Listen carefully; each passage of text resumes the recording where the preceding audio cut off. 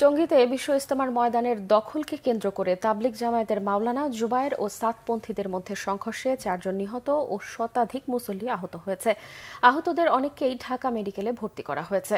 পরিস্থিতি নিয়ন্ত্রণে টঙ্গীতে 4 platoon BGB এবং ঢাকা মেডিকেলে সেনাবাহিনী, র্যাব ও পুলিশ মোতায়েন করা হয়েছে। গাজীপুর প্রতিনিধি মীর মোহাম্মদ ফারুকের পাঠানো তথ্য ও ছবিতে ডেস্ক রিপোর্ট। টঙ্গীর বিশ্ব ইজতেমা ময়দানে 29 নভেম্বর থেকে 3 ডিসেম্বর পর্যন্ত মাওলানা জুবায়ের পন্থীদের 5 দিনের জোর ইজতেমা সম্পূর্ণ হয়েছে। এরপর থেকেই ইজতেমা ময়দানে পুরোপুরি জুবায়ের পন্থীদের দখলে রাখা হয়। নানাভাবে মাঠ ছেড়ে দেওয়ার আহ্বান জানানো হলেও তারা তা মানতে নারাজ। এমন পরিস্থিতিতে রাত 3টার দিকে সাতপন্থীরা তুরাগ নদীর পশ্চিম তীর থেকে কামারপাড়া ব্রিজ সহ বিভিন্ন রাস্তা দিয়ে ইজতেমা মাঠে প্রবেশ করতে থাকে। এ সময় মাঠের ভেতর থেকে জুবায়েরপন্থীরা ইটপাটকেল নিক্ষেপ করে। জবাবে সাতপন্থীরাও পাল্টা হামলা চালায়। এক পর্যায়ে সাতপন্থীরা মাঠে প্রবেশ করলে উভয় পক্ষের মধ্যে ব্যাপক সংঘর্ষ বাধে। এ ঘটনায় নিহত হন 3 মুসল্লি, আহত হয়েছেন শতাধিক। কামারপাড়া ব্রিজ থেকে ওই মোড় পর্যন্ত মানুষে একদম ভরা ছিল।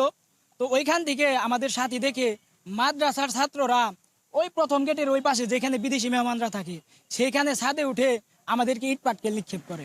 4-5 জন ছেলে ট্যাগার আছে, ট্যাগার সাথে যাওয়ার পর সব করে যেন একটাই মারলো, এনে একটাই মারলো। তার গরু জব বলে যে রক্ত বের হয়, আমাদের সামনে রক্ত বের হতে থাকলো।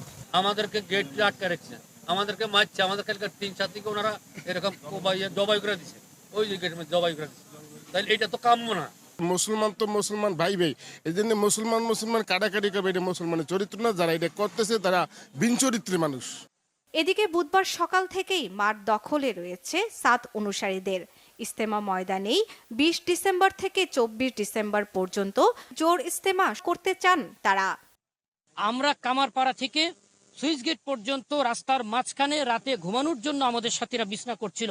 ওই অবস্থায় যখন আক্রমণ করলো, তখন ধাওয়া পাল্টা ধাওয়ার এক পর্যায়ে তারা যখন মাঠে প্রবেশ করলো, টিকতে না পেরে ঠিক তার পিছে পিছে আমাদের সাথীরাও প্রবেশ করলো। মামুনুল হক সাহেব এইখানে দাঁড়িয়ে এই বক্তব্য দিয়েছে যে তুরাগ নদী রক্তে লাল করে দিব, তবু টঙ্গী ইজতেমা ময়দান আমরা হাতছাড়া করব না।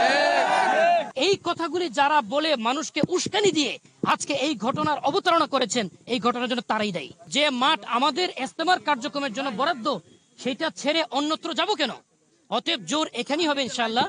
ইজতেমা মাঠে সংঘর্ষের ঘটনায় ঢাকা মেডিকেল সহ স্থানীয় বিভিন্ন হাসপাতালে ভর্তি রয়েছেন মুসল্লিরা। শর্মিলা কেয়া, বাংলা ভিশন নিউজ ডেস্ক।